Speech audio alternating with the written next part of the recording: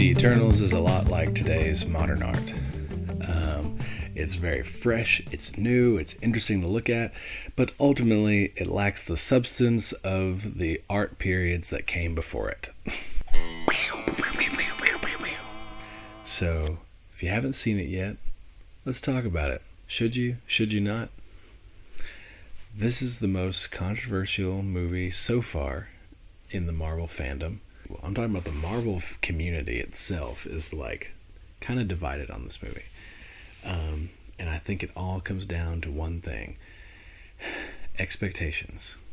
Every person that has said, yes, I love this movie, or yes, I really like this movie, they have all said the same thing, whether they just said it to me last weekend while it was on streaming, or they said it to me while it was in the theater run from November to December. They said something like this: man, this is a real fresh take. Wow, these are really interesting characters. Man, like, I just love the fact that we're not dealing with anybody that I know. They're just like rolling with the punches. They're like, yeah, tell me something new. I may not understand it, but I'm going to like it. Hats off to all of you who agree with that. If you're looking for that, if you're looking for something you haven't totally seen before in a superhero movie so far, then go check it out. I think then you got the flip side. You've got the people that were overwhelmed. They were overwhelmed and just given a fire hose of information. If it wasn't for the community around me that night, the first night I watched it, we had my whole home group there from church. There was like 10 or 12 of us, and like most people's reaction was super positive. So I think that boosted my general experience and reception. That was too much information. So here's the deal. It's 2.5 hours. There are 10 Eternals. They are trying to get me to care about 10 totally new, totally not set up people. On top of that, there are 2 human characters that are just super great assets to this movie, and you have to get to know them. And then there are 2 more villain characters in this movie that you have to come to know. That's 14 new characters that have not been set up in the slightest from any previous iteration of the Marvel Cinematic Universe. On top of that, if that wasn't enough of a fire hose, there is this whole like cosmic creation of biblical proportions. It just goes back to the beginning of time. That concept and like the celestials, aka the gods that created the universe in that they are setting up right now, is like, wait, so then it gets people confused. It's like, well, why hasn't this been brought up before? Like, is Thanos an Eternal, or how has this not come up before? And like, what? And then people will see like articles and be like, well, Kurt Russell, aka Ego from Guardians of the Galaxy 2, he's technically a Celestial. And you're like, whoa, he's a Celestial. Like, how does that relate? It's just very up here. It's very cerebral, blah, blah, blah, like conceptually. And so it's tough for the casual Marvel fan or the casual moviegoer or even a diehard Marvel fan like myself to like fully like process all of it.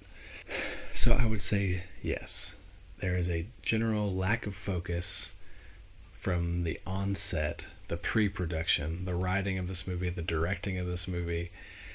They've got too many storylines, too many new concepts, and it shows nothing or any connections to Shang-Chi, or any explicit connections, that is. People have their guesses, but so that's kind of the both and. Like, you've got the good people like, wow, all this is new and I want new things, like that's exciting. And then you got the other side of like, this is too much, like I need less.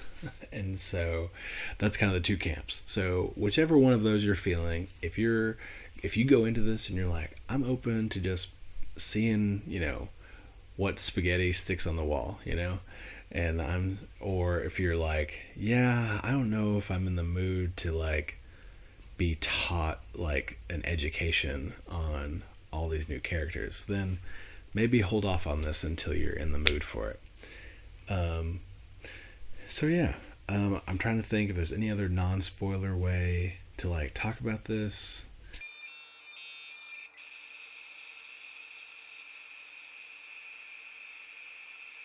Out of all the 10 Eternals, I didn't really connect with like any of them.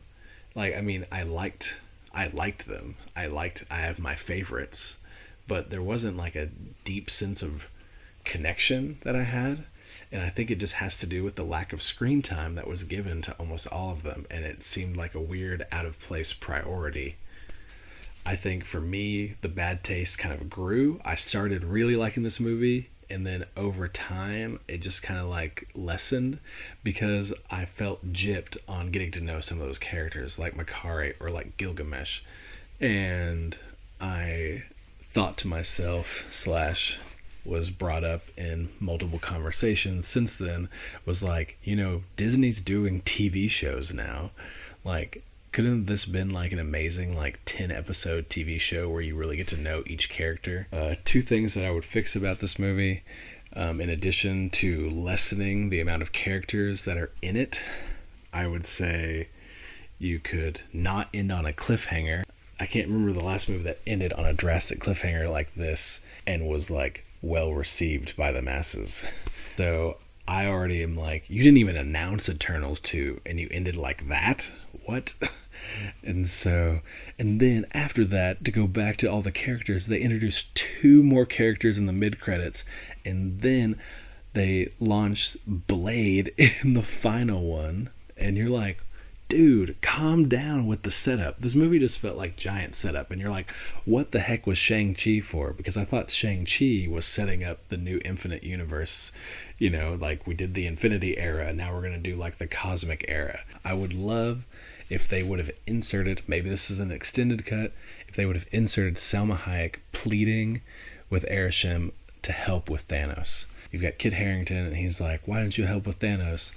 And Cersei, and like, she's a great actress, but she was just like, he told us we couldn't help you. We're not to interfere with human wars because it doesn't help your evolution.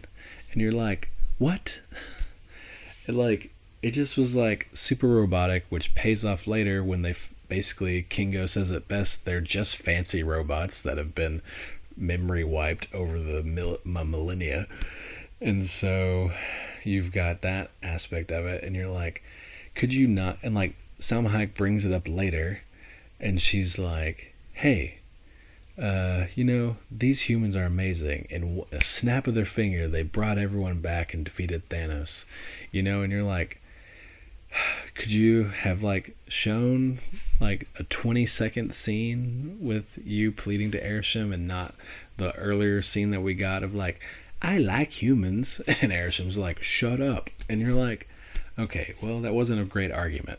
And so I don't know, I think it just would have helped relate this movie, like, I'm all about not having to have 7 movies to like understand this one, but like at least anchor it to the previous generation, to be like, Thanos is a name we know, like at least toss that out there and like make it seem like it's somewhat happening at the same time. So those are my 2 kind of more like spoiler fixes. Some other things, let's talk about some good things that I like that are more spoilery. I loved Thena and Gilgamesh's relationship. It's totally platonic. That's awesome. Like, you don't get that in much entertainment these days.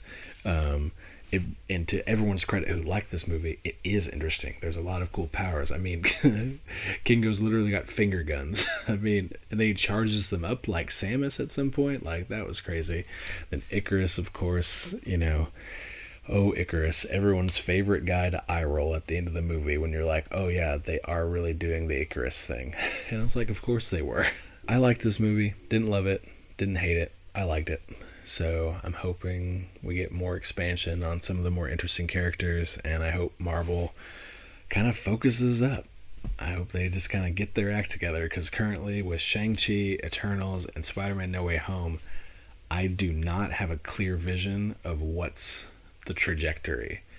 Unlike when I had Iron Man to Hulk to Thor, who were all heading to Avengers, I'm like, where are we going? You're announcing Blade, you got the setting up of Black Knight, You're setting up the Eternals, you're setting up Shang-Chi, Wong is Sorcerer Supreme, Doctor Strange is going to open the multiverse, Loki technically already opened the multiverse, Spider-Man reopened the multiverse, so you're like, what's happening? And so, anyway, we'll be on this journey together.